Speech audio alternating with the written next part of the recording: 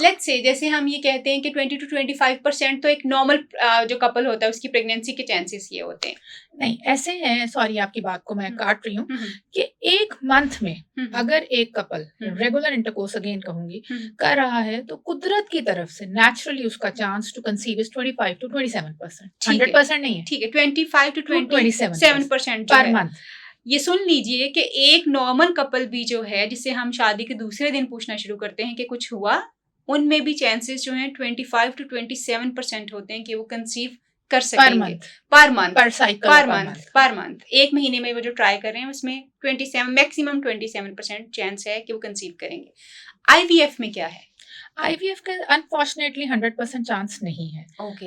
It's 30 to 35%। लेकिन ठीक है। जिन कपल्स में कोई कंसेप्शन नहीं हो रही, ये 30 से 35% भी बहुत ज्यादा है, बहुत या ज्यादा। जिनके अंदर इंडिकेशन है, वजह है कि आईवीएफ की तरफ जाना चाहे, उनके लिए ये बहुत बड़ा चांस है। ठीक है, वो वजूहात क्या होंगी डॉक्टर साहिबा? अ, क्लियरली एक तो हमने ये कहा ना कि वो वजह, इसके अलावा भी कोई और वजूहात हो देखिए सकती कुछ हैं? बहुत सारी वजूहात हैं जिसमें हमें आईवीएफ की तरफ मूव करना पड़ता है, बिकॉज इनिशियली हम आईवीएफ पे नहीं ले जाते पेशेंट को until unless it is indicated. ठीक है। जब हम 1 साल के आखिर में या उससे पहले किसी वजह से कुछ टेस्ट कराते हैं और उन टेस्ट के अंदर अगर हमें मेल फैक्टर, हस्बैंड फैक्टर मिल जाता है, आदमी के अंदर कोई प्रॉब्लम मिलती है, ठीक है। तो फिर हमें आर्टिफिशियल रिप्रोडक्टिव टेक्निक्स की तरफ जाना पड़ता है, जिसमें ठीक एक है। आईयूआई है और एक आईवीएफ है। ठीक है। उसके अलावा फीमेल में अगर हमने पहले ही गो में ट्यूबें टेस्ट कराई हैं और ठीक है। ट्यूब्स ब्लॉक हैं फीमेल की, तो भी हमारे पास जो फैक्टर्स आ जाते हैं वो आईवीएफ आ जाता है। ठीक है। फिर एक कपल जो कंसीव करने की कोशिश कर रहा है, दवाइयां भी ले ली हैं, पीसीओज है मिसाल के तौर पे, हर तरह की ट्रीटमेंट ट्राई कर ली, नहीं कंसीव करा, तब भी हम आईवीएफ की तरफ मूव करते हैं। फिर एक चीज है अनएक्सप्लेन्ड सबफर्टिलिटी। ठीक है। हमने अपनी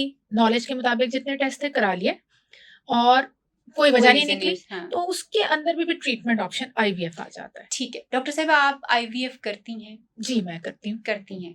अगर मैं just to share the information, जैसे अभी तक आपके माशाल्लाह आपका बहुत बड़ा एक्सपीरियंस है, बहुत ज़्यादा एक्सपीरियंस है, इस एक्सपीरियंस में अभी तक कितने ऐसे लोग होंगे जो सक्सेसफुली आईवीएफ कर चुके हैं आपसे? देखिए if I count my self तो अब मैं आपको एग्जैक्ट फिगर तो नहीं दे सकती, लेकिन जैसा मैंने कहा कि 17 ईयर्स से मैं ये वैसे इस शोबे के साथ मुंसलिक हूँ। IVF I like started like 4-5 years back. तो आप कह सकते हैं कि जितने कपल्स मेरे पास आए होंगे तो 30-40 कपल्स इस प्रोसीजर के साथ कंसीव किए हैं, जो कि मेरे ख्याल से मेरी एक बहुत बड़ी अचीवमेंट है। वेरी ह्यूज बिकॉज मैंने बहुत सारे जो बड़े बड़े नाम आपको पता है यहाँ पे लिए जाते हैं, उनका भी जब मैं ये आईवीएफ का रेट देखती हूँ तो दैट्स एग्जैक्टली इतना ही होता है जितना आप बता रही हैं, बिकॉज कि ये अल्टीमेटली तो ये एक एफर्ट है, ये आपके हाथ में नहीं है कि आप क्या कर पाएंगे। इसके भी बहुत सारे फैक्टर्स होते हैं जो इस पे इन्फ्लुएंस करते हैं आईवीएफ की सक्सेस को। ठीक है। तो वो भी बहुत सारी चीजें हमें देखनी चाहिए, हमें बहुत ज्यादा वेट नहीं करना चाहिए, female age, even male age भी बहुत इंपॉर्टेंट है। ठीक है।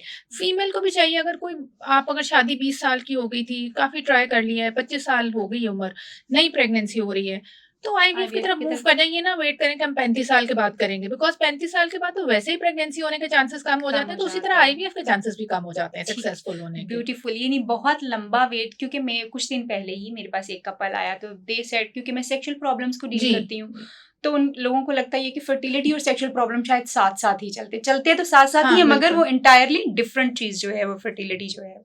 तो उन्हें मैंने पूछा कि आपने अभी तक ट्राई क्यों नहीं किया, तो अब तकरीबन कोई 12 साल शादी को हो चुके हुए थे, तो मैंने पूछा रिपोर्ट्स हुई हैं ये वो, आप वाली बात कि वो लंबा वेट नहीं, अल्लाह खुद ही दे देंगे, शायद अल्लाह ने आपके लिए रास्ता ये रखा हुआ है, आप इस रास्ते की तरफ नहीं जाना चाह रहे। सो मैं आपके तवसत से ये ज़रूर लोगों को बताना चाहूँगी, डॉक्टर खदीजा ने जैसे बड़ी खूबसूरती से ये बात बयान की है, बहुत लंबा जुल्म अपने ऊपर ना करें, जब अल्लाह रास्ता दिखाता हो तो फ़ौरन उसके ऊपर चलने की कोशिश करें।